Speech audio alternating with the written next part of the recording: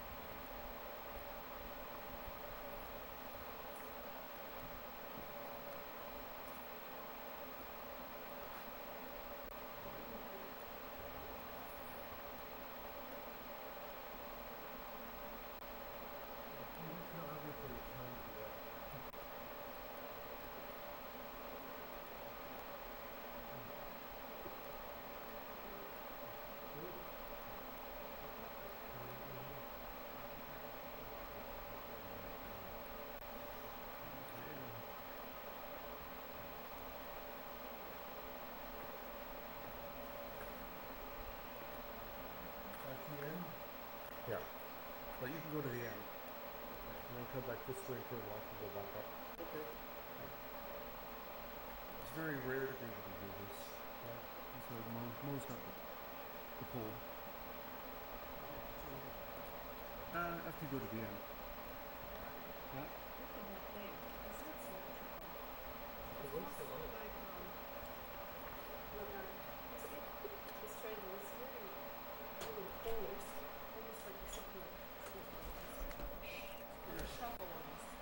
Yeah, it could have been like a roughing tool.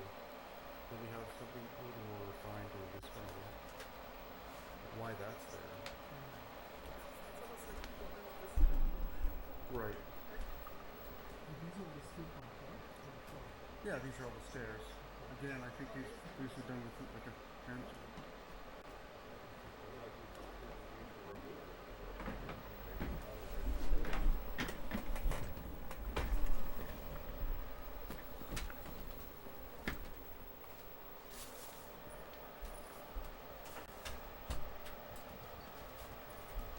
And you see that flat vertical surface, so obviously stuff is taken out of there.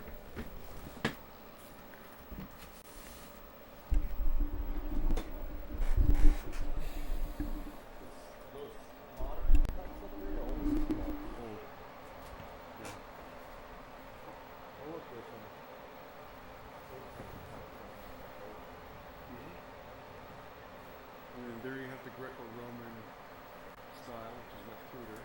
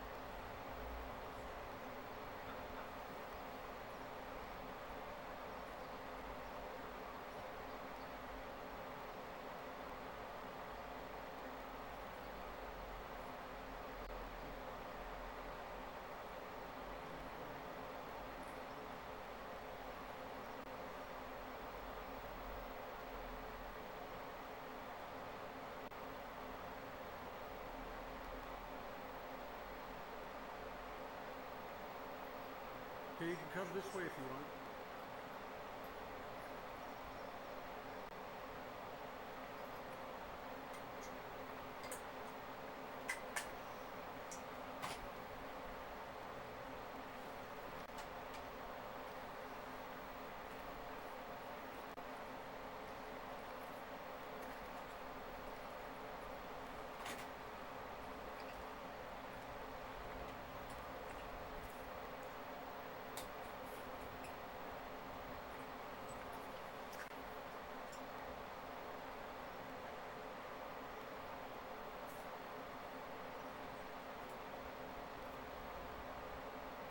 Very good.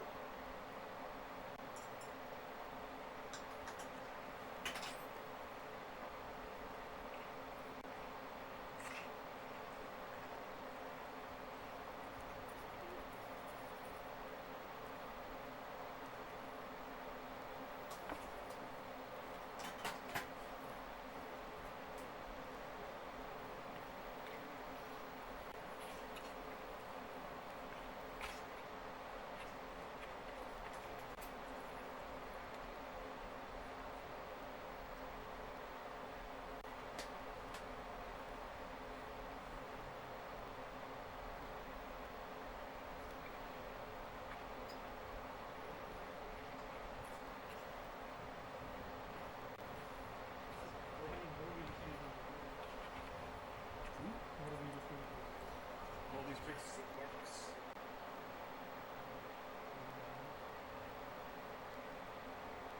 So this would be the return to get out from the building. Yeah. So you could say this for real. Yeah. Oh. It's not. I don't think it's that awkward. It doesn't even look like it. Yeah. Well, there's actually a diorite ball at the bottom here. You can practice with if you want.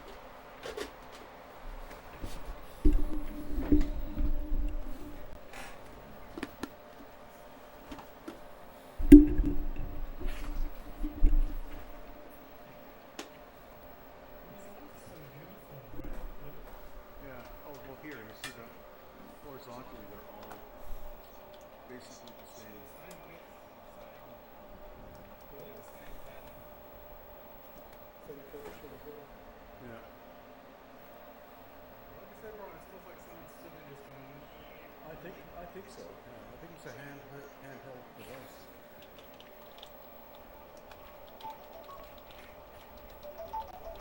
And here you can see that they almost got to the point of being able to separate.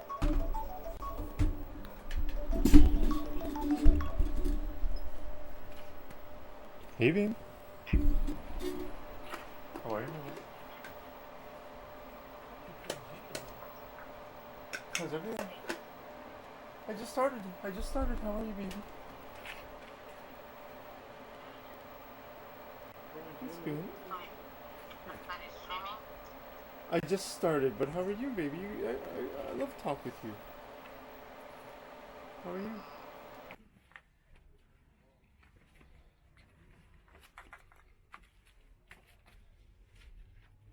Hey, is this scooped underneath there too? It is. Yeah. It's pretty deep too. Both sides, right? They come within a foot of each other. Oh Actually. wow! Wow, they get that close. At the tip at least. Rob,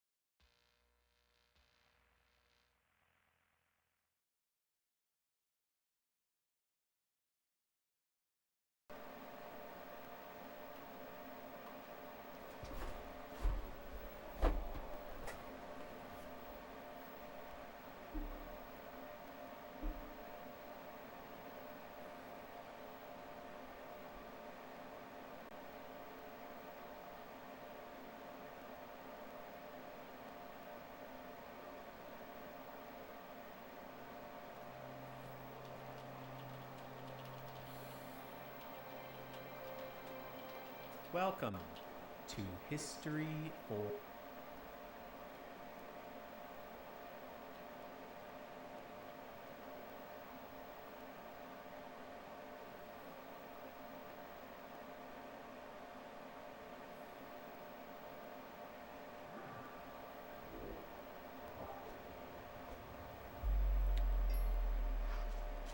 Well, thank you guys for coming back. It's great. I don't know if this is the first like in-person podcast that you guys have both been a part of or not, but it's Well, together, yeah, I think, dynamic. right? I think so. We've done them virtually, but Yeah. together, yeah. In the same actual room. That's what I meant. That's what I meant. Yeah, in the room. I know you've been on a bunch of Ben's podcasts before.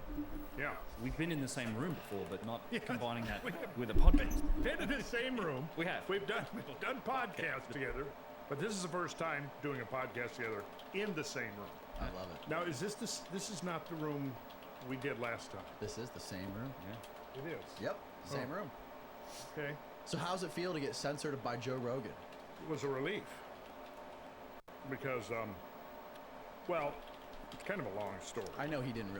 People listening, he didn't really get censored by him. The video, No. you guys just decided not to publish it for some reasons. Well, but there was a lot of people that were going crazy about that. Yeah, a couple of reasons. One reason was, well, first of all, let me just give you a little bit of background on this. I had been on Rogan with Graham Hancock, and the question of what kind of energy technology may the ancient cultures might they have been using, if any. And I don't remember exactly. I think maybe Graham or Rogan, Joe looked at me, kind of deferred to me, and I kind of mentioned offhand that, you know, I had an idea what it may have been. And before we went in, Graham and I had discussed that we were not going to get into the whole energy dimension of talking about ancient cultures and stuff, because for one thing, that's a little bit outside of Graham's purview. He's looking at artifacts and I mean, he's looking at different kind of evidence, but the question is hovering over always. And I think it had come up to the question had come up to I haven't laughed you know, that the hard in a pouring while. of the and transport of these great stones, and you know, I mean, Ben will address that, I'm sure, in our conversation today. The growing evidence that they did have some kind of the ancient peoples did have some kind of a technology that has been lost. Okay, so I just kind of dropped an offhand remark that, you know, I kind of thought I had some ideas along that lines, and instantly Joe honed in on that and insisted I talk about it. And I didn't intend to talk about it because I felt at the time what I knew and what I had learned, to talk about it would have been premature. Because that's the way I like to vet things before I start talking about it, like I know what the hell I'm talking about, right? So, anyways, Joe kind of pressed the issue, and so I kind of got into it a little bit, and then he asked me if I would come back to talk about it in greater detail. And I think, and I said sure, and I think I went back in November of last year. But in the interim, a couple of things happened. As a result of what I did disclose on Joe's show, I mentioned Malcolm Bendel, the inventor, that I had been having a dialogue with at that point for about 7 years, while he had been building and testing prototypes, and explaining to me the science and ideas behind it, right? So when I first talked to him, you know, I was like, okay, sounds interesting, but I don't know. I don't have the command of the science to really determine whether this is legitimate or not. So over the course of the years, I learned additional things, and I had a conversation with an Australian author named Roland Perry, also an investigative reporter, who actually wrote a book about Malcolm. He did probably one of his most famous books is his biography of Mel Gibson. So I had a long conversation with him on the phone, and as a result of that, I kind of came away, well, it sounds like this is legitimate. Now, this guy, Malcolm, that I've been talking to, it sounded like he had led a pretty interesting life and was, like a lot of geniuses, somewhat eccentric. But what I learned was, and I'm not going to get into the specifics of this, is that he got caught up in some scandals in the 90s and early 2000s based upon the fact that he had been his background was in geochemistry, and he was an oil prospector, and he discovered an oil deposit that was coveted by one of the mainstream energy companies, and he held a license to that, to the drilling rights, and they wanted that license. So what they did was embarked on a campaign to scare away any potential investors. So they bribed politicians, they bribed journalists to basically concoct a smear campaign. And because of his background, there was food that they could take and exaggerate and take things out of context, just like they've done to so many, you know, like they've done to Graham Hancock. You know, when he came out with Ancient Apocalypse, I don't know how much you saw in the mainstream a treatment of Ancient Apocalypse, that, you know, Graham was being portrayed as a white supremacist, a racist, a conspiracy monger, all of this stuff. This is what they do. You know, when you go out, you step outside the approved narrative, they start throwing it at you. You know, they're doing it right now to, you know, Robert F. Kennedy Jr., trying to paint him as a complete nut job because he's questioned the efficacy of vaccines, and you're not allowed to do that. If you do, and the approach is always not looking at specifically what you say and what data, what facts, what evidence you bring forward, but, you know, it's all character assassination. So there had been this whole slew of this stuff that had come out in the 90s, early 90s and early 2000s as a result of this whole episode. The upshot of it is that the board of directors of this particular energy company ended up resigning because they got caught in the scandal. One of the big oil companies? One of the big oil companies, yeah. So as a result of that, Malcolm was so fed up with the politics and all of that that he decided that he was going to shift gears and go back to what he had been working on literally since he'd been in high school, which was alternative energy based upon the control of plasma, which is the fourth state of matter. After solid, liquid, gas, you have plasma, and plasma has extremely interesting properties to it. So the bottom line was this. Malcolm actually came to America, and one of the purposes he came here was, amongst several reasons, but one of the reasons was he was going to tutor me in the science and the technology. So we spent several months. I worked with my colleague Brad Young, who I've done a lot of. Ben knows him well. We've been doing research together, traveling, organizing tours and all this. And Mike Robertson, who is the CEO of HowTo.com, where you will now find a whole lot of this stuff dealing with plasma technology. So the three of us worked with Malcolm, developed a 243 slideshow. Then Malcolm proceeded to do a lecture series discussing what we had built on this slideshow over something like 10 hours of lectures. Okay. Now this came after, but so he was here.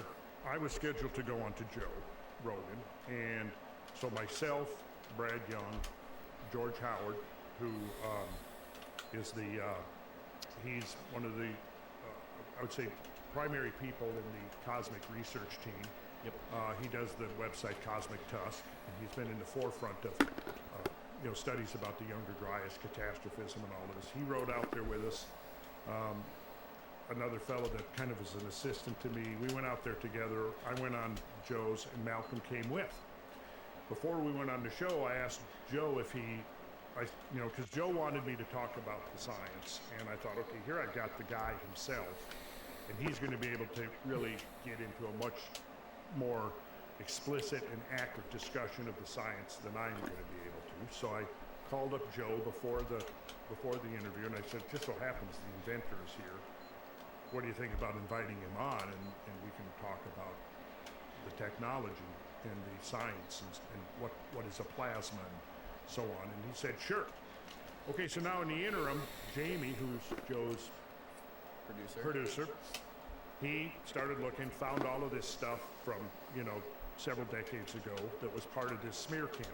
And just like if 10 years from now somebody's going to, okay, who's this guy Graham Hancock, or who is this guy? And they pull up, oh, this guy's a white supremacist. He's a, you know, he's a racist. He's out there promoting, you know, conspiracy theories and all of this kind of stuff. You know, there's a whole list. And if you go back through the list of these inventors and scientists that have worked on these kinds of things, all the way back to Nikola Tesla, you see that there's a repeating pattern of suppression, of discrediting, of character attacks, all of that kind of stuff, right? So as we walk in to sit down, Jamie has just dumped this pile of stuff in front of Joe, and Joe is looking at it, right?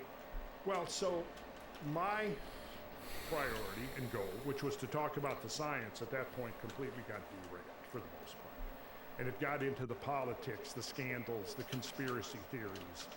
And if it ever does get aired, you'll hear that I'm constantly trying to steer it back to the science. I had put together a slideshow and, you know, and it kind of went back and forth. And Malcolm got, you know, defensive because Joe kind of went into attack mode, which, you know, had there been merit to this, would have been a valid thing to do. But so and then in the course of it, there was several comments made that really kind of encroached upon a territory that was being covered under non-disclosure agreements.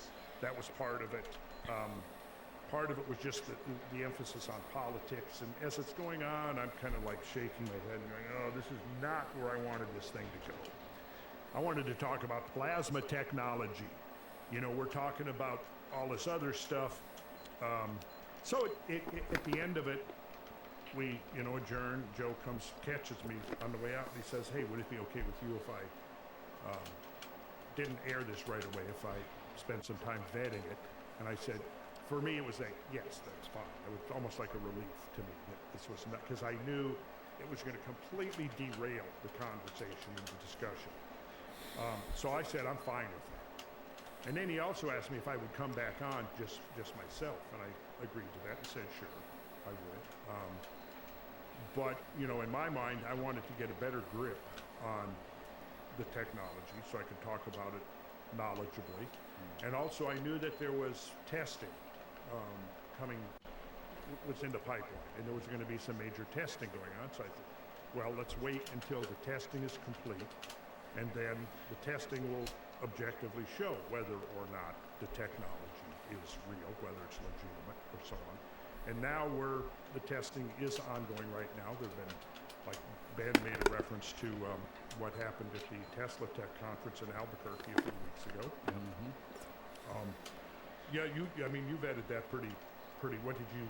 Yeah, well, there are a couple things to say. I mean, I feel like, I don't know Malcolm, I've not had the chance to meet him, but I've been intensely interested in hearing about the technology, and particularly its relationship to things like, it seems to have some properties of sacred geometry, and we can get into some of those topics, but, you know, I've heard similar things where you talk about his reputation, or the fact that he's been set up, and there's dirt that you can dig up online if you search for him, and certainly just through social media and other people, I've had people reach out to me that are worried about you and your association with him. My response to most of that is usually like, well, you know, people can be eccentric, and genius often is eccentric, right? There's very rarely do you see like geniuses and people that, whether they're right or wrong, kind of have ideas that change the world. It doesn't seem common that they're just like regular normal people. Nikola Tesla's a great example. I mean, he was more or less pretty antisocial, probably would be, you know, not received really well. He would feel really strange to have met in person.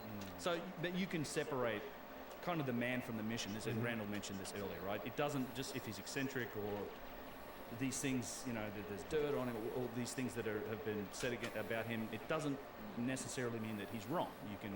You can separate those things. So I've personally been interested in kind of the technology and to find out, you know, let's get it tested. I've seen some of the theory. I've seen some videos of devices doing things, but there's always been talk of the testing, and I've been talked to people that are involved in this. And then, yeah, recently and in Albuquerque at I think it was the Tesla convention. I wasn't there, but I've spoken to people who were, and I think you can Oh find my videos god.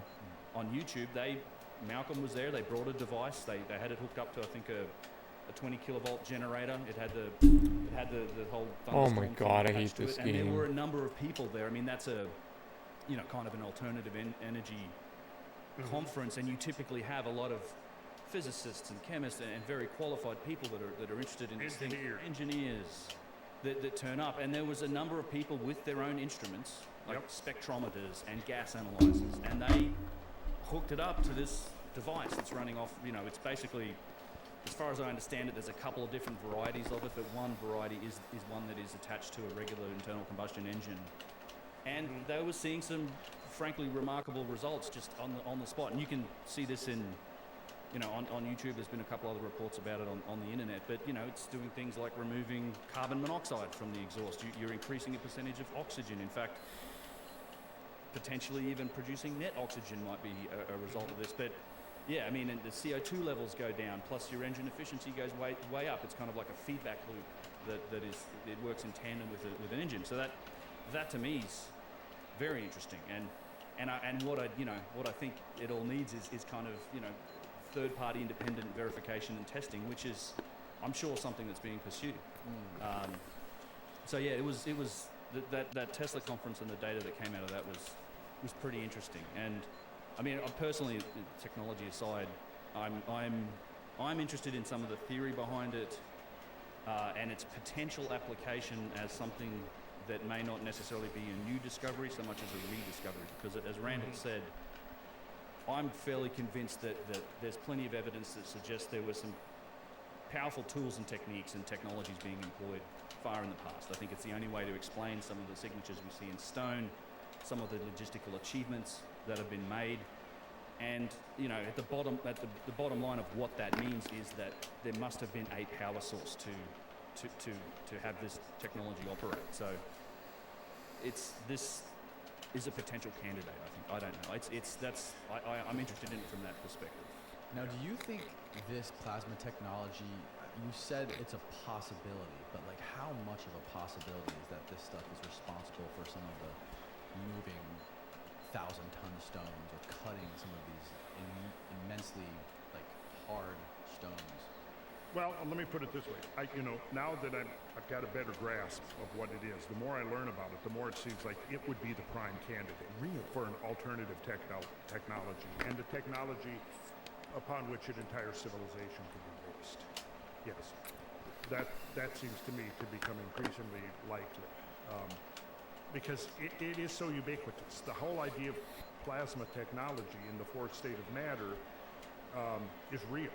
And there have been a lot of scientists who've been studying it for decades, and so it's well-known phenomena, and it lends itself to all of these kinds of things that the alternative energy community and alternative ancient history community have speculated about. It seems to fill a lot of the gaps in that knowledge, and so ultimately it's going to be the testing and building of prototypes, and that's why Malcolm's got a nonprofit organization called the Strike Foundation.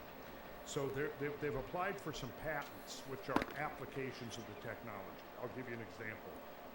A chimney scrubber that would be, on a coal-fired plant.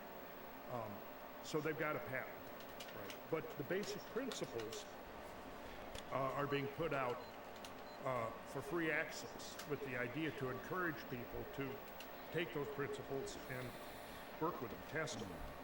So we got somebody right now who's going to be attempting sort of a backyard mechanic who's going to be doing a retrofit of his car with the technology, and that's one of the applications. Is you can retrofit any kind of engine or generator that operates on fossil fuel, whether it's regular gasoline or kerosene or natural gas or diesel, and it'll have the same effect. The data is out there. I mean, I was talking with George Howard the other day, and he's saying that people are building these. Like, if you go sit through the 10 hours of content, it's out there, and you have the skills to want to try and build one of these and use it as an application. You can, and as Randall said, the people are. I've seen a few different videos on YouTube of people building these or running these systems. So it's a yeah. I mean, I know that the data is going out there, at least on the theory side, and you know, it's contained in those 10 hours of lectures that are up on YouTube, I believe. Yes, it is. Yeah. So it makes the engines, you said, twice as efficient. About twice as efficient, yes. So I guess like the problem will be figuring a way to scale it up, right? They've scaled it up to a 400 kilowatt generator. So that's, you know, industrial level. And Malcolm said in one of his presentations that it all is based off of sacred geometry. Well, yes, because, for example, the spheres are in the ratio of 4 to 3 to 2. And that's your fundamental number, 432. And the lengths of the pipe, the diameters of the pipe, all of these things are in those ratios that we get from the ancient canon of sacred numbers, which is interesting to me. Wow. Otherwise, they don't work as effectively if you don't use those particular ratios. Okay. Now we're gonna do a whole separate podcast on this stuff and go like super deep into it. So I don't know if there's anything else that we should show for now, but I do want to sort of dive deep into the fundamentals of sacred geometry, because this is something that we did not cover on our first episode. Yeah, that's a great idea. I think that's an excellent idea. Can you give people a basic rundown, sort of an elevator pitch of what sacred geometry is and how it ties into prehistory? With the busy fall season already in swing, you might be looking for some wholesome, convenient meals for those jam-packed days. Factor, America's #1 ready-to-eat meal kit, can help you fuel up fast. With chef-prepared, dietitian-approved, ready-to-eat meals delivered straight to your door. It's a great way to save time, eat well, and stay on track with your healthy lifestyle. If you're like me and you're far too busy to always make sure you're eating well, that's where Factor comes in clutch. You can skip that extra trip to the grocery store, as well as all the prepping, shopping, and cleaning, and still get all the flavor and nutritional quality that you need. Factor's fresh, never frozen meals are ready to go in just 2 minutes. All you have to do is heat and enjoy, so you can get back to crushing your goals. Round up your meals and replenish your snack supply with an assortment of 45 plus add-ons, including breakfast items like their delicious apple cinnamon pancakes, bacon and cheddar egg bites, and potato bacon and egg breakfast skillets. Or for an easy wellness boost, try refreshing beverage options like cold pressed juices, shakes, and smoothies. Head on over to factormeals.com/DJP50 and use code DJP50 to get 50% off. That's code DJP50 at factormeals.com/DJP50 to get 50% off. Back to the show. Well, excuse me, I think that sacred geometry is geometry, as most people know, with the additional component of there being a symbolism or a philosophy behind it that is you don't find in Euclidean geometry. So Euclidean geometry is your definitions, your axioms, your propositions and proofs and all of that. Well, all of that is part of sacred geometry, but in sacred geometry we also get into the idea of there being symbolical meaning to the numbers. And the other part of it is that the sacred geometry, you don't even have to call it that, but what you do see is that across the spectrum of nature, all phenomena manifest geometry. So if you look at the molecular level, you'll see geometry at work. If you look at the cosmic or astronomical level, you'll see geometry at work. Look at the human level. You know, most people that are at least semi-educated about this kind of material know of the golden section, right? Also known as the divine proportion, you know, was used by Leonardo da Vinci and others going back to the Middle Ages. The diagram of the human body. Yeah, and the human body is a repository of the divine proportion, as it's been called, the golden ratio. Come on, And man. to put it simply, imagine that you have a line. This is the simplest two-dimensional manifestation of draw a line, and now you divide that line into two parts. If you divide it in the middle, now both sides of that line are the same length. And it's a very static situation.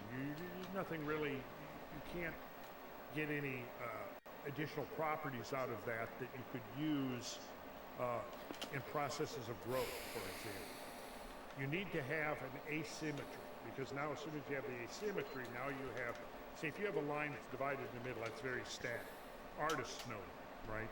So in the sacred geometry, what you're doing is an asymmetrical division of a line in the one and only point where you create a proportional relationship between the length of the whole line, the longer segment, and the shorter segment.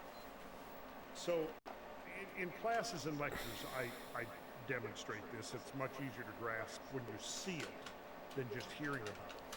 And I am actually in the process of creating a new level of sacred geometry courses, primarily aimed at the massively growing homeschool movement. Because I used to teach this, I did many years of teaching these principles to homeschooling classes of kids from the age of typically 9 to 17. Oh, wow.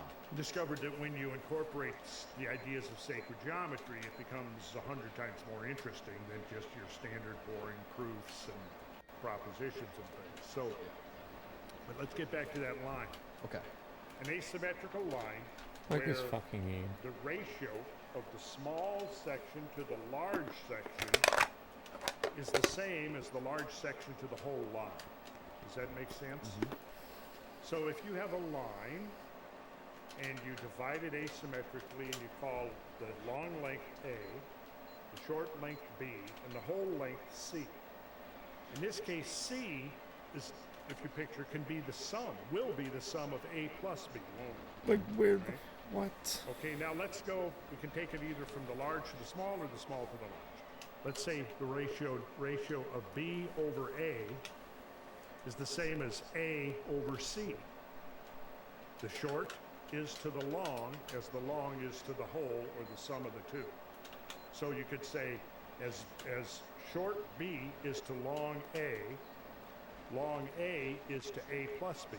And that's the basic mathematical expression of the golden section. And then when you solve that, you find out that it has a value of 1.618, 0, etc. It goes out forever, just like pi, okay? Now that ratio is the ratio found ubiquitously throughout the natural world. Like I said, it's particularly associated with processes of growth. It's very much manifest in human anatomy.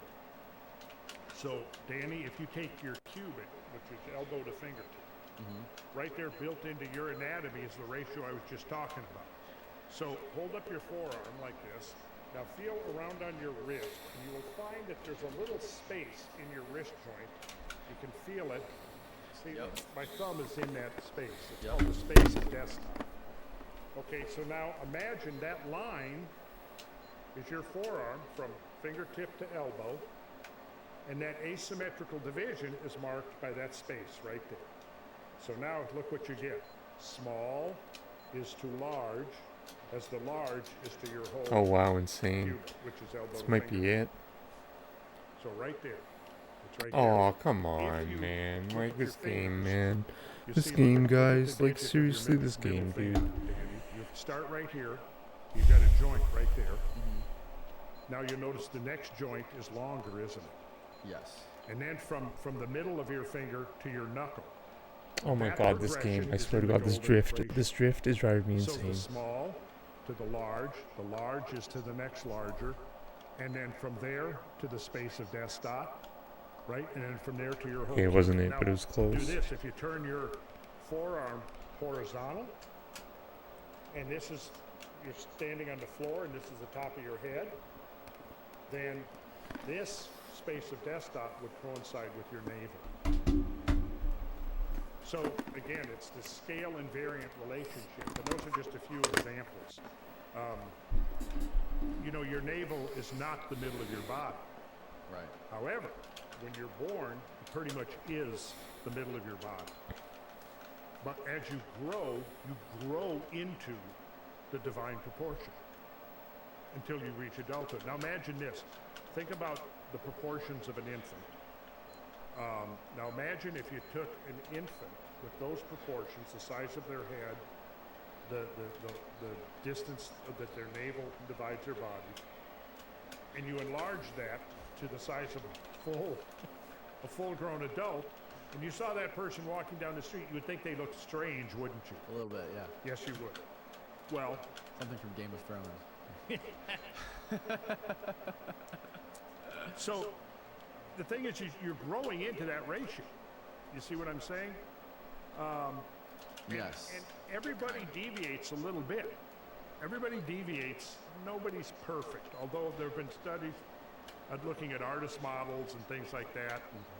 And you know, the further away you deviate from it, the more, I guess you'd say, idiosyncratic, to use a polite term, that you look. And there have been studies done by artists and things looking at the proportions of the human face. Now, for example, if you do this, if you take, you make a rectangle, and you use the short length as the short side of a rectangle, and the long length as the long side, you now have a rectangle that is called a golden rectangle. That golden rectangle is frequently used to frame the composition of paintings, of architecture,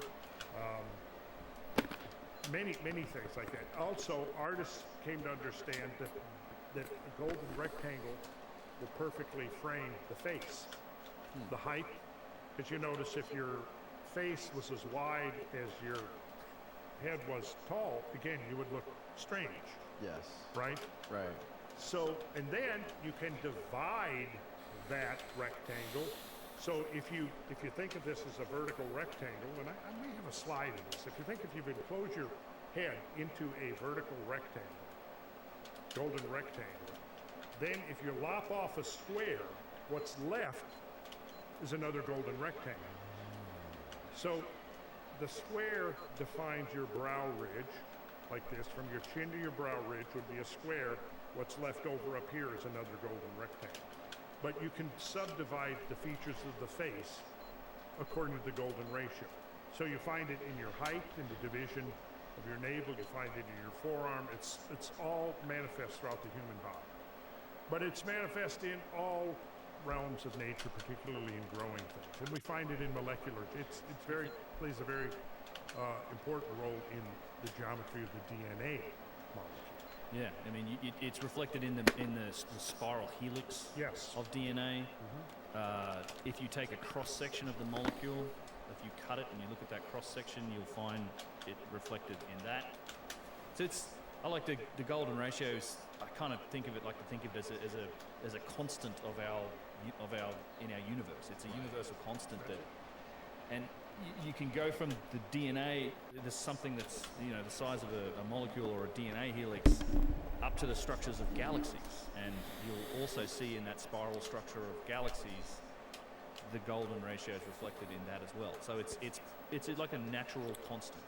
It's in nature, it's in life, as Randall says. Like it's expressed in nature, particularly in things that grow. But it's also seems to be it seems to be a constant in the very I hate this fabric game. or construction. I really hate this game. Of our universe, like from the smallest levels to the very largest. So it's a kind of a fundamental principle of reality. And what is this? Well, this is a two-dimensional model of a section of a DNA molecule. And DNA is made up of these bases, these nucleotide bases, adenine, taurine, and you can see that they are a series of interconnected pentagons and hexagons. Well, your pentagons are a pure manifestation of the golden section. If you take a pentagon, which is a five-sided polygon, and you connect alternate corners, you get a pentagram. And the pentagram, if you look at it, it subdivides completely into the perfect golden ratios of the sides. So this is just, and this is one of the things I teach in my coursework, is how you find this geometry embedded in various things. So this is an example of your DNA molecule. So yeah, here's your organic nitrogenous base of the purines, and there's your pentagon. So it's like the geometry almost seems to be fundamental to the organization of the bases, the molecular bases. They use this geometry to build these molecular structures. And that's what you see right here. And the DNA is a great example. I don't know if I have the cross section here. that Okay, wow. yeah, so here's your Vitruvian Man. And the Vitruvian Man shows one application of the squaring of the circle, and the golden section is very much intrinsic to the solution of the squaring of the circle problem, which is one of the great classical problems of antiquity. And what I'm trying to show in this slide here is this idea that, while going back to this here, life is cosmic.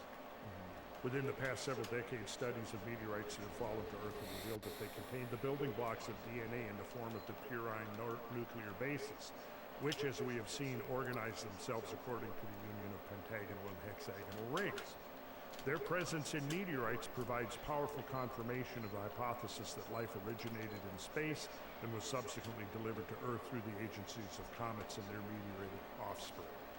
It demonstrates that life is cosmic in origin and confirms that geometry is fundamental to the generation, function, and propagation of life throughout the universe. Okay, I think I've heard this. This is what they call panspermia, right? Well, yes. Okay. Yes, that's right. Yep. So this geometry, this understanding of geometry, and everything that's tied into it with mathematics, it doesn't seem like it's something that is practiced in any sort of building or any sort of technology that we use today. Is that right? To some extent, I think architects are getting more hip to the use of it. Yeah, I definitely think that's happening. Because, if you look at the 20th century, pretty much you can follow the recovery of these principles. Going back to, one of the early, I think, researchers into this was Jay Hambidge, who was a designer, illustrator who discovered, he called it dynamic symmetry. And dynamic symmetry was a system that I think was very much in use by ancient cultures throughout the world. And dynamic symmetry links together a lot of interesting relationships that we find in geometry, including the golden section. And it kind of synthesizes these things. I actually could pull up, I guess, a slide here on that we could look at, and you could see what it is. Let's see if I can go to. So this comes directly out of my sacred geometry course, and we'll see here, and you'll be able to kind of see how it works here. Relationship to the meteorological systems of the ancient world. Employed as the basis for temple construction, proportion, and orientation. Metrological. That's what I kind of meant. I meant we don't build anything based on the universe. That seems to. There's a lot of evidence that shows that a lot of the stuff that was built in prehistory does a lot. Yes. Yes. So let's see, this is straight out of my course. So if you take this course, this is where we'll begin with it. So erecting a line perpendicular to the endpoint of a given line, and I'm going to just I'm going to go through this really quickly. I'm not going to explain this. I'm going to get directly into the idea of dynamic symmetry. But it begins with being able to erect two perpendicular lines like you see here. And then from there, it'll go to creating a square. Okay. So we just went through a process of defining the four corners of a square. Now, once you've done a square, you now can proceed with the system.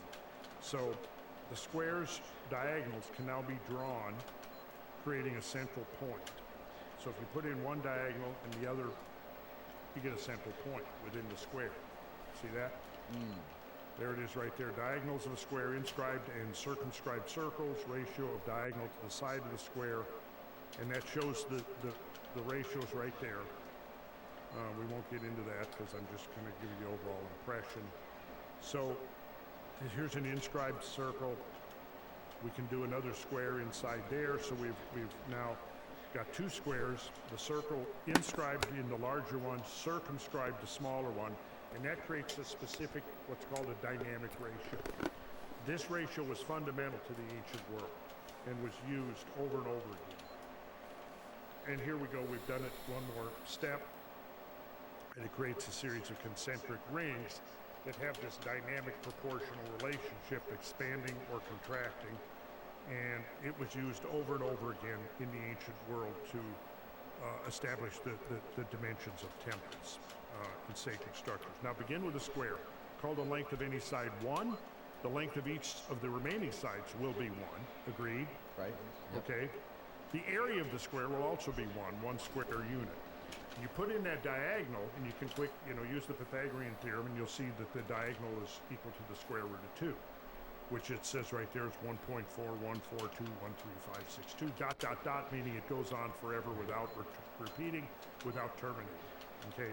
So then what we do is we use that diagonal of that square, as you see right there. Now, if you're drawing this, you would be drawing with a compass. You would put after the square is drawn, set your compass point at A and open to the radius AC, and you swing an arc down, and you intersect the baseline of the square projected out. You can see right there where they meet at point D. So now you can see that the distance from A to D is going to be the same as the distance from A to C, right? Right. See that? Okay. Yep. That ratio is the square root of 2. So now, from What? there, we can generate a rectangle. Now this rectangle, long side is square root of 2, short side is 1. Now, on a building site in the ancient times, you would have had, let me go back to this. Let's say you've got your square laid out on the ground, and you have a stake or a pole driven in at A, and you have a chain or a knotted rope that's stretched to C, and then you can actually inscribe this right on the ground. And that's how they would have done it, to lay out the template for the building that is about to be constructed. So now, once you've got that rectangle, the square root of 2, I can show you many examples of the root 2 in art, architecture, in nature, and so on. Okay, the next step within this sequence of dynamic symmetry is to put that diagonal in. Now again, you can use the Pythagorean theorem, which tells you that the square of the short side of any right triangle plus the square of the long side equals the square of the hypotenuse. Okay. So let's look, ADC is a right triangle. This length is the hypotenuse. So if you square CD and you square AD, you add them together and take the square root, you're going to get the length of AC. And that turns out to be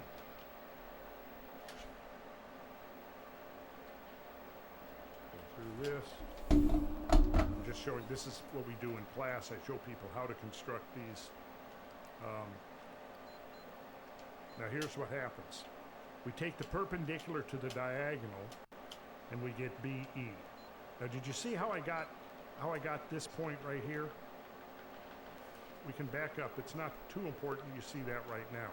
But if you put in the diagonal, and then I draw a circle like this, and notice that the circle radius is the same as the side length of the rectangle.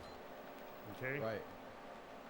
Now I take this distance here, and I will take this length from here to here, and let's see that I call, okay, AF, and now I bisect AF in this manner, and when I do that, I get this perpendicular from here to Come here, on, and that man. splits the base of this rectangle right here, right in the middle.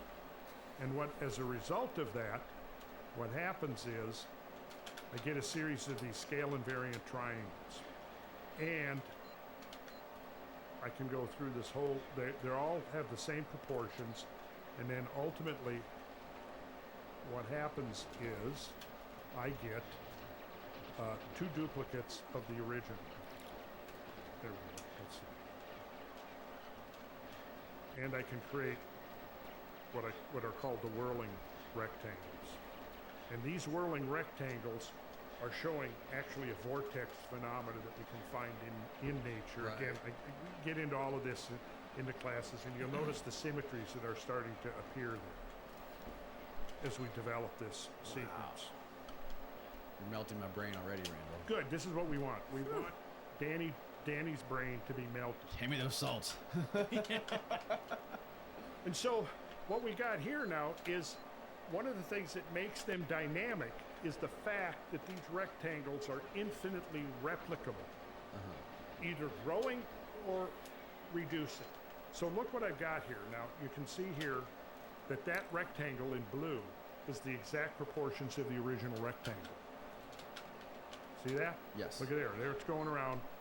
And I can continue by creating a series. I can create a grid. And this grid is scale invariant, meaning it's self-similar. Right.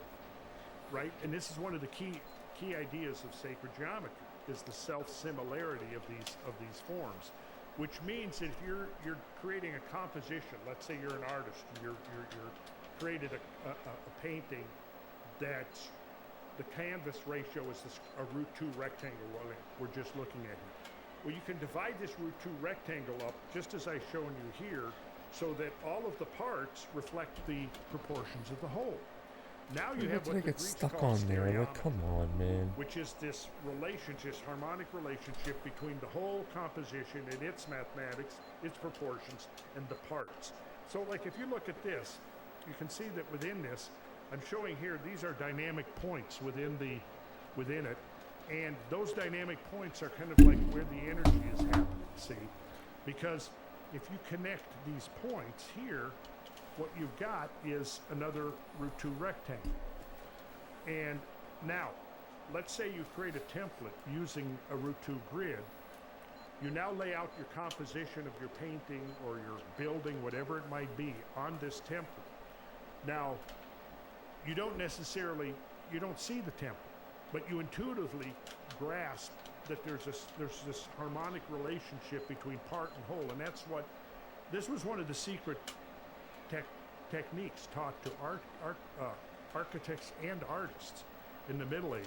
Okay. And you can see here, you can take this down to an infinite degree of precision, or you can keep going with it. So I take that diagonal in the root 2 rectangle, and I repeat the process, and I get a root 3 rectangle, and I can do the same thing, except now when I erect that perpendicular to the diagonal, what I do is I've split the root 3 rectangle into a series of 3 smaller root 3 rectangles that all have the proportions of the whole. And you can see now I'm drawing in diagonals to reveal the symmetries, the hidden symmetries within it, and then we can proceed as before to establish a template, a grid. Whoa. And then once we've done that, we have this infinitely replicable geometry. So yeah, following are some simple examples of a few patterns and designs that can be developed from the relations of dynamic symmetry. The possibilities and variations are literally without limit. So this is just going to show you some of the stuff that, you can begin. Now, how does all this relate to time? Well, see, How is that segue? we get numbers. We get key numbers. Like, for example, look here. Here's you just ask a question. Look at this. What are we looking at here? We're looking at a large multi-ring cosmic impact structure. Is this the Yucatan? Yes, it's the Yucatan. And when you have a multi-ring structure, the spacing ratio of the rings is root 2. Remember when I first showed you the concentric circles? Yes. That's what you're looking at right here, concentric circles that are in that ratio. So when you have a high energy, hypervelocity impact, it melts the target rock, turns it into a liquid. You have your rings emanating from the point of impact. As they're moving outwards, they're cooling, they're crystallizing, and eventually they freeze into a solid. It's the root 2 spacing ratio. And there's some examples. Mare Orientale on the lunar impact crater, and there you can see the root 2 spacing ratio superimposed. Wow. So yeah, I mean, and again, this is something that we're rushing through it, and the way you really learn this is hands-on. So when I teach this in a course, Right. I have everybody are drawing this. Now in the new course I'm developing, I've kicked it up a notch because I'm also showing how to do all of this digitally. So if you work in a CAD program or some type of graphics design program, I'm showing how you would use this as a design tool, not only in the classical way of compass and straight edge, but also doing it digitally. Okay. And so you're going to see here, I'm going to do this very quick. This is the transcendental root ratios are formed by the ratios of successive diagonals. And we're creating a series of ratios here that we see harmonic progression, whatever the measure of the radius of the inner circle, successive radii are measured by the sequence of root ratios times the original radius. And so this is like the geometric harmony of ancient metrology, unifying geometry applied to temple building all over the ancient world. So the Mayamata, which is an ancient Hindu manual of architectural design, says if the measurement of the temple is in every way perfect, there will be perfection in the universe as well. Man is the measure of all things, said Protagoras. Isaiah, who hath measured the waters in the hollow of his hand and meted out heaven with the span and comprehended the dust of the earth in a measure and weighed the mountains in scales and the hills in a balance. You'll find this in a lot of sacred traditions, this idea of measurement in metrology. Here's the visions of Ezekiel. In the visions of God, he brought me, now this is the prophet Ezekiel, right? Right. And this is very consistent when you look at the stories of the prophets. Okay, what's happening here? In the visions of God, he brought me into the land of Israel and set me upon a very high mountain, by which was the frame of a city on the south. And he brought me thither, and behold, there was a man whose appearance was like the appearance of brass, with a line of flax in his hand and a measuring reed. And he stood in the gate. And the man said unto me, Son of man, behold with thine eyes, and hear with thine ears, and set thine heart upon all that I shall show thee. Because this was the key. Now you can see this is the beginning now of his prophetic vision. This man with the measuring line in his hand and a line of flax, right? Because that gives you your plumb, and then you've got your measuring reed. So this is the basis for laying out the sacred structure, the temple. So what you're seeing here is that this is what's preceding Ezekiel's prophetic vision, is encountering this man with the line of flax and the measuring reed in his hand. And he's telling Ezekiel, says, behold, with your eyes, listen with your ears, and set thine heart upon all that I will show thee, because what I'm about to reveal to you is the pattern of all creation. And once having beheld that pattern of all creation, you will now be endowed with prophetic vision. Because you asked me about time. Well, here's the thing. All these numbers govern the tempo, the tempos, the cosmic tempos. Right. Right? That's if you a understand the cosmic tempos, you are now in a position to understand what has happened before and what is going to happen, because you understand the cycles. Zechariah, this is a good one. I lifted up mine eyes again and looked, and behold, a man with a measuring line in his hand. Then I said, Whither goest thou? And he said unto me, To measure Jerusalem, to see what is the breadth thereof and what is the length thereof. Now, why is it important to see the length and the breadth of the holy city, the sacred city, that represents the manifestation of the cosmic heavens on the earth? Well, again, it's like, because that's the beginning of seeing and understanding and comprehending the cosmic pattern of creation. And was it Jerusalem that it was measured in the actual size of it times a certain sacred number actually measured the circumference of the earth? We can talk about that in a minute, yes. Okay, sorry for my layman interjections, but... But we're getting there. Okay, yeah, you are. You guys are holding my hand and walking me through it. From the New Testament. And there was given me a reed like unto a rod, and the angel stood, saying, Rise and measure the temple of God, and the altar, and them that worship therein. Now, what do you think that St. John the Divine is going to discover or learn when he measures the temple, the altar, and them that worship? Is that there is a common measurement, a common system of proportion that unites all of them. From the person, the worshiper, to the altar itself, to the temple itself. Now, what is not mentioned here is that you can expand that to the earth itself, and from the earth to the solar system, and from that to the cosmos. You could also go in the other direction, if you've got the ability. So, then I show historic metrology, which is showing like the Egyptian Riemann, an Egyptian unit of linear measure analyzed by F.H. Griffith in 1892, and by William Flinders Petrie and A.E. Berriman, considered to be equal to 20 digits or 14.58 inches. A.E. Berriman, in his work Historical Metrology, refined the length of the Riemann to be 1.2165. So if you take this calculator, Danny, Right. put in 1.2165. Now that'll be in feet. That's the length of the Riemann. So you can see that it's a little bit, now this is an ancient Egyptian unit of measurement. The Riemann. The Riemann. It's Okay. a little bit longer than our foot, right? Right. Okay, so now there was another unit of measurement used in Egypt called the royal cubit. It was discovered by Isaac Newton in his analysis of the dimensions of the King's Chamber of the Great Pyramid based upon the survey of Greaves in 1637, which in fact I'm sure you were well aware of.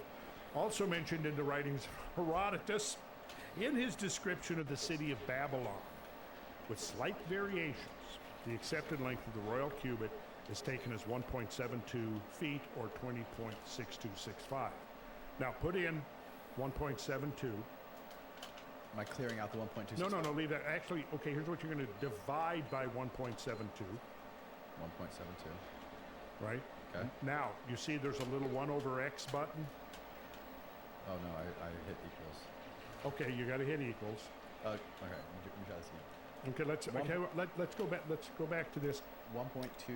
Put in 14.58 inches. Okay. Okay. Got it. Now divide by 20.6265 Okay. equals, what'd you get? 0.70685. Okay, so now do you see the 1 over x? Because we're going to flip the ratio. The 1 over x button. It should be It's a button. Got it. Let's see. 1 over. third row. Yep, got second it. column. Hit that button. Okay. What'd you get? 1.414711.934. Okay, Fat 1.414. Randall basically. Carlson is, man. Yes. He is Now, a fat right man. to the right of that button, you'll see x squared. Hit Got that it. button. What'd you This get? big gulp of 2.0014. sugary fatness. So what you're looking at is the square Terrible, root of 2. disgusting. So what you just Disgusting did, human Danny, being. was you showed that the ratio of the royal cubit, What a fat the piece Riemann of to the shit. royal cubit. So the Egyptians knew this. If they drew a square, which was one That was radius, really disgusting. on It the makes me side. want to turn this off and like You never drew want to its listen to him ever diagonal. again. the diagonal was the Egyptian Fucking fat he is. rate square root. 34. What a Okay, 1 fat point. piece of shit. Look at him.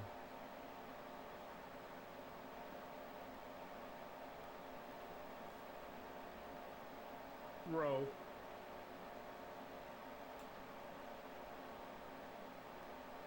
Look at his fucking fat asses, fucking bellies against the table. What a fucking disgrace.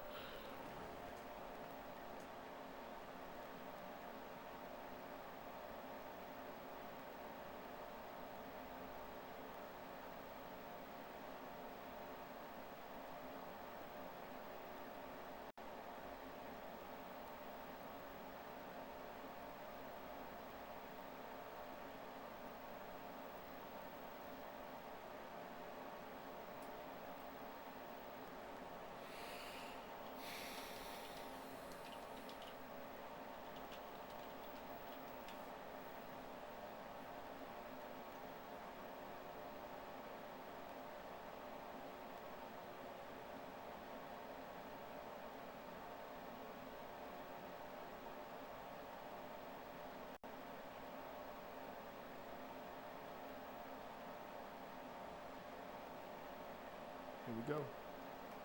And boom, we're live. Graham, great to see you again. Nice to be back with you, Joe. And we were just talking about your new book, America Before, that there's 2 versions of it. There's one version, and then there's a newer version that's a Barnes & Noble version that's specific to Barnes & Noble that has an extra whole chapter in it. That's correct. Yeah, and so they can get that at Barnes & Noble. I'm just trying to keep bookstores alive, man. They're on the way out. I think it's really important, and that's one of the reasons that I did this, because I had finished the book, and then Barnes & Noble came to me through my publishers and said they would like to do a special edition of the book, but in order to do that, I needed to write them some extra material, and I had a lot of material that I hadn't put in the book, and I thought, well, this is an opportunity to put that out there. Beautiful. So if people want that, it's a little bit different. And there's a small gold square. Okay, so first of all, my website, grahamhancock.com, has a page about America Before, and the link to the Barnes & Noble edition is there, as well as the link to the standard edition, which is on Amazon and iTunes and all kinds of other places. So grahamhancock.com and the America Before page, the link to the Barnes & Noble edition is right there. All right, there it is. So, how is this? Before we even get into the book, what is it? Go to Talks and Events. Okay, we're on the Graham Hancock website. No, go to books. Go to books. Go to America Before. Bam. Bam. There it is. Go to United States. You can see Amazon, Barnes, and there's Barnes and Noble. Special edition. Special edition. Click on that. There you go. And then the ebook as well. The ebook is available. The well. audio book, which I read myself, is available there. And then if you scroll down, oops, that shouldn't be there. It's damn pop-ups. Damn Sons of pop-ups. bitches. I am so happy you read it yourself. I get angry when someone else reads someone who I'm like, come on, he can talk. Yeah, I enjoy reading my books myself, and what I've learned from feedback I get from audiences at presentations is people like me doing that. Oh yeah, for sure. Yeah. 100%. It's just weird when someone else is talking in your voice. Like, hey man, I know you're not. You know that I write fiction as well as Yes. non-fiction. Yeah. And the one thing I can't read is my fiction. Really? Well, yeah, because fiction requires accents. You really need an actor Yes. to read a fiction book who can get into the different characters. But for a non-fiction book like America Before, it's very straightforward for me just to read it myself. I agree. I'm a tremendous Stephen King fan, but when I read Stephen King's books where he reads them or listen to them when he reads them, they're terrible. He's awful at it. I don't think a novelist should read their own novels. I think that's a job for an actor. Oddly enough, I've just been reading Stephen King's Dark Tower series. Very near the end of the 7th volume of that. Yeah, I'm just a giant fan of his, but Me man, too. when he reads it like he's just reading it. Yeah. It's like, oof, this is rough. It's hard to get behind. Anyway, America Before. So give us on the website. There's details about the book. There's a page where there are links to the book, and also the other thing I would like to take this opportunity to mention is I'm in America and Canada for the next 7 weeks, and I'm going to be doing something like 25 presentations in something like 20 American cities, and then 3 Canadian cities in Vancouver, Montreal, and Toronto. And that's all on the Talks and Events page of my website. So if anybody wants to come along and meet this old man in person, I'll be doing those events. And are you doing these at theaters, and do you allow Q&As? Like how does this work? Absolutely, I allow Q&As. I encourage that. I feel as an author that, frankly speaking, I'm nothing without my audience. I owe my audience, my readers, big time. And what I try to do at events is to give back as much as I can. So if people want to take pictures with me, I am absolutely up for that. I don't understand why anybody would want to do that, but it's fun. It's kind of fun. And when people want to come to the desk where I'm signing and ask me personal questions, I'm ready to do that. Sometimes on the British book tour, which I just finished, I was behind in the event space for 4 hours after the event finished. Wow. Signing and taking pictures. But it's a joy. It's a really opportunity for me to interact with the people who actually make my work matter. So That's fantastic. Beautiful. So what inspired this? I know there's always been, well, you, first of all, we should just say, for people who don't know, you have been at the front of the line for decades, talking about these lost civilizations. And from reading your work, I mean, I think I first read your work in the 90s. You exposed me to a lot of these, what were at the time controversial ideas that have now been substantiated by actual evidence, particularly going back to Tepe and I mean the all the water erosion stuff on the Sphinx, and I've since had Dr. Robert Schock on the podcast to talk about that as well. But all this stuff was at one point very controversial, and now far less. Yes. I mean, whatever traditional academics and traditional historians that are trying to, I guess as archaeologists, that were trying to resist, they've let go a lot of that. They've had to with things like Göbekli Tepe. They've had to because the evidence has overwhelmed them. And Göbekli Tepe is an excellent example. Prior to the discovery and excavation of Göbekli Tepe, which is a site in Anatolia in Turkey, it was the view, very firm view of archaeologists, that there had been no megalithic architecture anywhere on Earth. And when I say megalithic, I mean literally big stones, stone circles, huge constructions, nothing like that before at the very, very earliest 6,000 years ago. And they would point to sites in, for example, Malta, a site called Gigantia, which is about 5,800 years old. That's the oldest megalithic architecture in the world. And they could understand how that was because these were agricultural societies. They generated surpluses. You could free up people who could become specialists in architecture, in astronomy, in geometry, and they could apply their skills to the construction of these sites. But what they never considered possible was that a society that was hunter-gatherers would have created a gigantic megalithic site. And then suddenly, Göbekli Tepe is discovered. It dates to 11,600 years ago. It's more than 5,000 years older than the supposedly oldest megalithic architecture in the world. And it is in a center where there had been no previous evidence of agriculture. But the moment Göbekli Tepe appears, agriculture appears as well. Yo, and Toad. this is just something that's really hard What up, for Big archaeology Toad? to explain. They've suddenly got No, I did 5,000 not. years of missing history that they've just never What taken up, into man? account. And what I see them doing is largely avoiding the problem rather than getting to grips with it directly. And in fact, there have been a Yo, great what's number up, of changes in the Moonmaker? last 20 years, which have worked generally in favor of the arguments that I've proposed. Well, I'm so happy for you because I know that for a long time you were out there on your own with a lot of these theories. Very much so, and also subjected to the most blistering and deeply unpleasant criticism from the archaeological fraternity and from their friends in the media, like how dare this journalist propose that history might be different or that we might have a forgotten chapter in the human story. It was regarded almost as offensive that I would put this material out there, and archaeologists felt it was Hey, their Stash, what's up, responsibility man? to show the public that I was full of shit, and that was the whole way my work was greeted, and to a certain extent still is greeted by archaeologists. But things have changed. Central to my work was the notion of a global cataclysm, roughly 12,500, 12,800 years ago. It made sense to me in 1995 when I wrote Fingerprints of the Gods, but there was no compelling Yeah, evidence 4 for a a.m., global I hear cataclysm ya. then.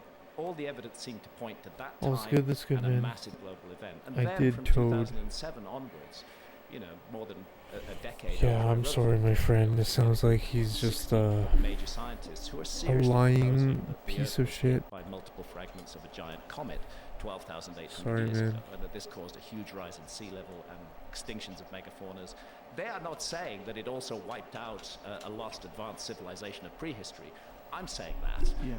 But what Yeah, has I don't know, changed is that man. we now have compelling, hard. It sounds like scientific he's your evidence. I'm friend, not saying every but scientist accepts it. It's the nature of science to dispute He findings. just but sounds we have like a group of liar, 60 another major liar on the figures internet. who have seriously proposed this in I guess all you the met him in leading person, mainstream though. journals, and it's changed the balance of Yeah. power in this argument, because one thing that they used to say is Hancock can't be right because there was no global cataclysm 12 or 13,000 years ago. Well, now we know there was, and there are various explanations for it, so that's moved things along. And the other thing that's changed a lot is the attitude of the man in the street to authority. That has changed. Back in the 90s, authority figures were the gatekeepers. They controlled everything. If an authority figure in a discipline like archaeology said Hancock is completely wrong, he's made all this stuff up, that would generally be believed, not by everybody, but by the majority of people. Today, to have a mainstream authority figure say that to me is actually an advantage, because people are Yeah, so man. distrustful of authority, and rightly so, because we've been lied to by authority figures in all fields for so long. There's a lot of Bullshit crazy has been people so out there, enormous that people are finally waking up, and we can't trust what authority especially in figures say. And I Canada. think we can thank the internet for that. We can thank the internet for that, yeah. I'm sure you've seen the Some more cost recent policy. evidence. Yeah, of I a guess he's crater that American, they just though, he discovered, said, like but fairly yeah. recently. Greenland. Yes, Yeah. enormous. It's an Sorry, enormous, man. it's an enormous crater. It's 18 miles wide. UK, It yeah, had not been he's never discovered fucking before coming because here. it's Sorry, under dude. ice. It's Sorry, under sorry a to lot say of that. ice. At the end of the Ice Age, Greenland was one area which never lost Wish it its does, ice cover but completely, whereas North America, everywhere north of Minnesota, was covered in ice a mile, sometimes 2 miles deep. Europe the same, Northern Europe, but Greenland kept its ice, whereas the other parts of the world lost their ice at the end of the Ice Age. And what's interesting about Greenland is there's already evidence of comet impact in Greenland, which goes back to papers published in the Proceedings of the Sorry, National man. Academy of Sorry to Sciences hear in that, dude. 2013. that they found what are called impact proxies in Greenland. In other words, nanodiamonds, carbon spherules, and evidence of a lot of platinum and iron was found in a layer in the ice dated to 12,800 years ago. But the next development, that you're absolutely right, No, was you just just gotta a few see. months ago, Yeah, you just was the gotta discovery of this humongous crater. ignore the liars, and man. evidence that There's it a was lot of just caused by an crazy people, iron, man. impactor of some kind. Now, dating of it, I would be irresponsible to say that that crater definitely dates to 12,800 years ago, because the work has not been done to prove that yet. But what I can say, and what the specialists who have explored and excavated the crater are saying, is that it's recent. They can say for sure that it happened during the last ice age. Under it, Yeah, man. under the crater, is nothing but massively No, they're disturbed and psychopaths, man. destroyed and completely wrecked ice from the ice age, from the Pleistocene. Above it, the smooth, perfect ice from our epoch, which is called the Holocene, which began about 11,600 You definitely years have ago. more So patience all than the I do. evidence suggests that this crater dates to that period between 12,800 and 11,600 years ago, but to absolutely confirm that, more work needs to be done. But it's part of a growing pattern. The Younger Dryas impact scientists, they call themselves, they call this the Younger Dryas impact hypothesis. And it's because there was a period in the Earth's geological history that geologists call the Younger Dryas, which lasted for 1,200 years, from 12,800 to 11,600 years ago. It's a very mysterious period. We see all the megafauna dying off suddenly and rapidly. We see rises in sea level. We see a huge collapse in global temperature. It's a cataclysmic epoch. And what is becoming clearer and clearer is that the evidence that a comet was behind it is extremely strong. And as more and more evidence comes in, we realize how widespread it was. So they found evidence of the impacts as far south as Antarctica now. Previously they were focused very much on North America. Now as far south as Antarctica, as far east as Syria. This was truly a global event, and it changed the world. And I think, and it's my case, that it wiped our memory of a previous episode of human civilization, that right at the epicenter of this cataclysm was a civilization that we would regard as advanced, not a simple hunter-gatherer civilization, which was utterly wiped out in this cataclysmic event. And I should say, for anyone who's really fascinated right now, please maybe pause and go listen to the two that you did with Randall Carlson, Yes. where it really goes into depth about the impact, the evidence of these impacts, the evidence of the very quick demise of the Ice Age, and what may have resulted in all these floods that you read about in the Epic of Gilgamesh, that you read about in Noah's Ark, and that all these things are probably tales of stories that people pass down from generation to generation that survived this time. Yeah, because we now know that at that time, between 12,800 and 11,600 years ago, truly global cataclysmic events involving rapid rises in sea level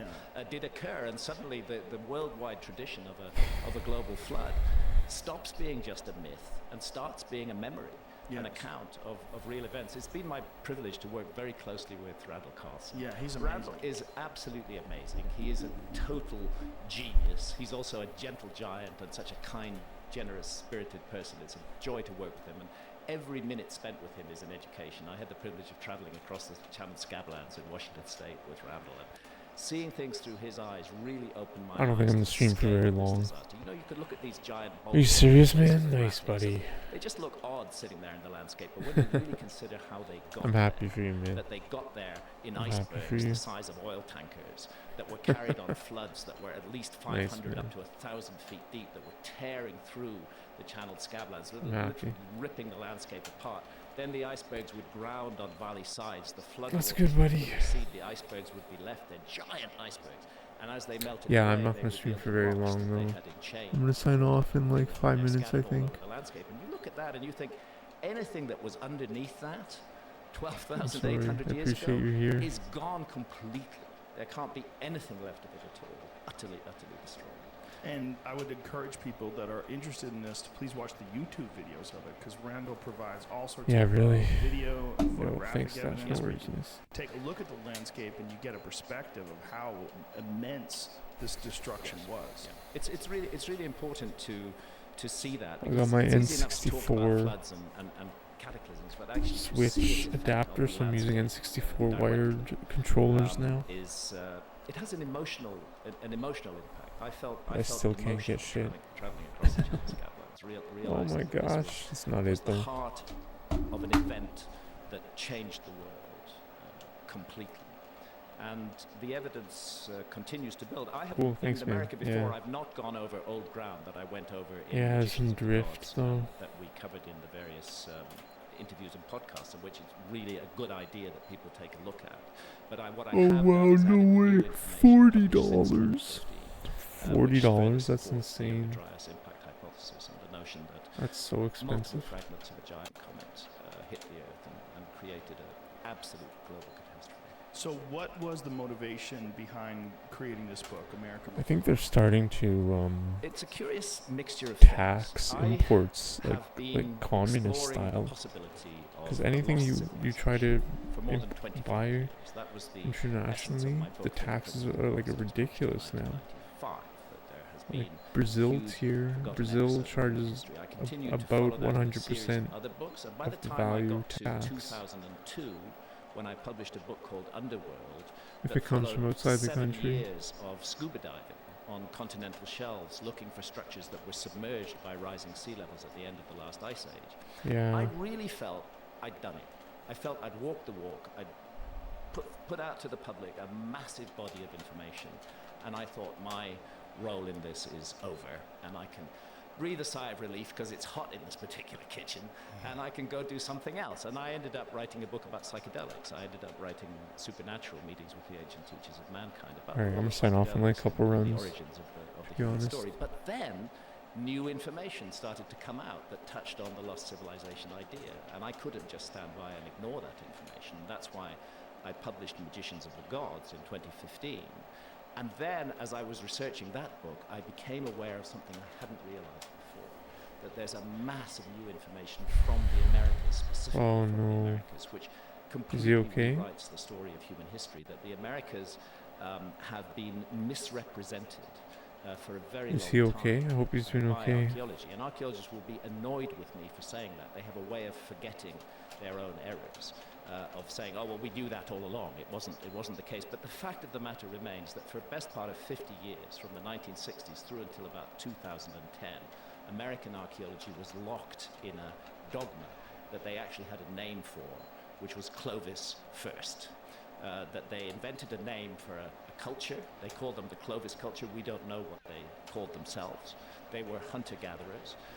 They first appear in the archaeological Oh, record that's good, man. 13,400 That's good. years ago, and they vanish from the archaeological record 12,600 years ago. And for a very long time, it was maintained adamantly Wow, that's that these scary. were the first Americans, that no human being touched the soil of the Americas until 13,400 years ago. Just animals, but no human beings present at all. And any archaeologist who attempted to dispute that dogma, and I use the word deliberately, there should be no room for dogma in science, but any archaeologist who challenged that would face severe problems with his or her career. They would be mocked and humiliated at conferences, like an archaeologist called Gyges from Canada who excavated in the Hey buddy, I'm rooting for you. humiliated at conferences, insulted, accused of making stuff up. Their research funding would be withdrawn. Basically, to challenge Clovis first was the end of your archaeological career. So Alright, I naturally, think I'm done. very few archaeologists Thank you wanted guys. to Thank you, my challenge Clovis friends. first. Thank you What for was this being here. gentleman I in really Yukon? appreciate it. What was his He's name? called Gyges I'm sorry to hear that, dude. And interestingly, the Venus Smithsonian was just squaring in Pluto 2017, yesterday. did a big kind of mea culpa, a big admission So, about this. That everyone's everybody in a got bad things mood. wrong, that Gyges had been ruined by the Clovis first lobby, but he'd been right all along. The site he excavated in the Yukon was re-excavated in 2017, Thank you, my and friends. every single thing he said was correct, even though they had just sneered at him. And what and year dismissed him. was he? What year did He was excavating in the 1980s and the 1990s. Is he still alive? He's still alive. He's still alive. Yeah. Is yeah. it better?